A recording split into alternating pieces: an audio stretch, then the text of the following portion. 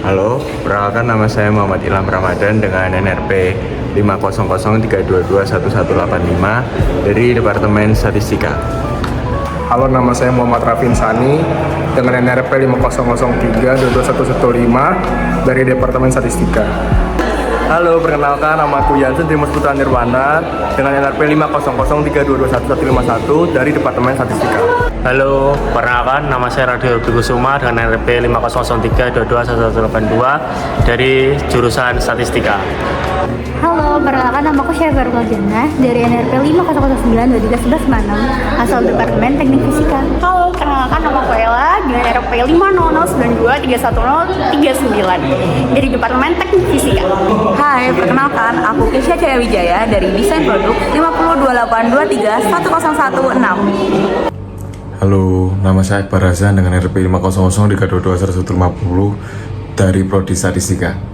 Perkenalkan nama saya Bagus Anda Yogi dari Departemen Statistika dengan NRP 500322154. Halo, perkenalkan nama saya Fazil Berjindo Indra Fata dengan NRP 50020221085 dari jurusan Teknik Kelautan. Gedung Siola didirikan sekitar tahun 1877. Fungsi museum ini adalah sebagai wadah edukasi dan pelestarian sejarah kota Surabaya dari masa ke masa, termasuk perubahan sosial, politik, budaya, dan aspek pemerintahan. Karena museum ini memusatkan koleksinya berdasarkan masa ke masa Surabaya, berikut adalah interpretasi, rekonstruksi perjalanan sejarah kota Surabaya, dan bagaimana era-era tersebut kemungkinan ditampilkan di Museum Siola. Untuk masa prakolonial, sebelum kedatangan Belanda secara dominan, tantangan utama adalah apakah ada artefak atau catatan dari periode ini yang tersimpan di museum. Karena Gedung Siola dibangun di era kolonial, koleksi museum lebih banyak berkaitan dengan masa kolonial ke atas. Namun, museum sebagai kapsul waktu kota Surabaya kemungkinan menampilkan peta atau peta awal wilayah Surabaya atau Jawa Timur sebelum kedatangan Eropa jika ada salinan peta lama atau manuskrip geografi tradisional. Artefak budaya lokal, benda tradisional, misalnya keramik kuno, peralatan rumah tangga tradisional, atau benda sehari-hari masyarakat lokal yang masih ada dari masa tradisional, prakolonial, jika disumbangkan atau dikoleksi. Museum Siola mencatat memiliki artefak budaya khas Jawa Timur, cerita lisan Pukama atau koleksi etnografi, latar belakang suku Jawa, komunitas lokal sebelum dominasi asing, bagaimana masyarakat desa dan kota kecil berkembang.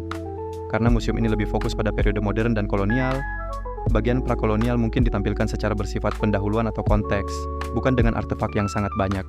Ini adalah periode yang sangat penting dan kemungkinan bagian terbesar koleksi museum. Ketika Belanda, VOC,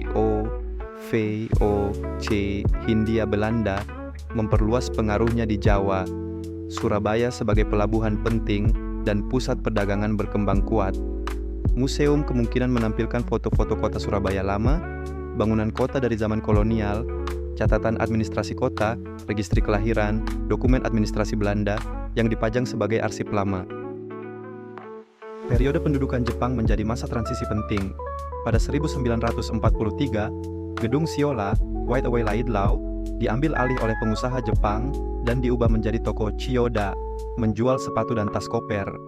Museum kemungkinan menampilkan dokumen atau kronik perubahan nama gedung dan fungsi, surat atau izin pengambil alihan, serta artefak dagang dari masa Jepang. Karena masa Jepang relatif singkat dibanding kolonial, koleksi terkait periode ini mungkin tidak sebanyak koleksi kolonial, tetapi tetap penting karena menunjukkan perubahan kekuasaan.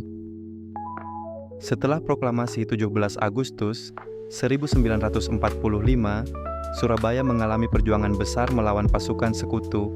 Gedung Siola sendiri dipakai sebagai markas strategi perlawanan oleh arek-arek Surabaya dalam pertempuran 10 November 1945. Museum bisa menampilkan peta dan rute pertempuran kota Surabaya, foto pejuang, senjata atau replika senjata lokal, surat perjuangan, poster kemerdekaan, dokumen pertempuran lokal. Bangunan Siola juga mengalami kerusakan akibat pemboman oleh tentara Inggris selama konflik pasca perang. Setelah kemerdekaan dan konsolidasi pemerintahan, kota mulai menjalani administrasi baru. Museum bisa menyajikan dokumen pemerintah kota Surabaya awal, periode transisi pemerintahan Indonesia, serta foto-foto masa pasca perang. Bagian ini mencakup perkembangan kota Surabaya dalam zaman kemerdekaan hingga sekarang, foto-foto wali kota Surabaya dari awal hingga masa kini, dengan koleksi ruang galeri wali kota, perubahan infrastruktur kota, foto bangunan modern, peta perubahan tata kota Surabaya dari masa kemerdekaan hingga sekarang. koleksi benda-benda modern seperti alat transportasi kuno, becak, bajaj, bemo, yang menggambarkan evolusi transportasi kota Surabaya, peralatan rumah tangga, alat elektronik lama, radio tua, televisi jadul, sebagai artefak perubahan teknologi dalam kehidupan masyarakat Surabaya. Museum baru-baru ini diperbarui dengan wajah baru, revitalisasi. Pada tahun 2024, agar lebih menarik dan interaktif, fungsi museum tidak hanya sebagai ruang sejarah, tetapi juga sebagai media edukasi, tempat pelestarian, dan sudut spot foto menarik untuk generasi muda.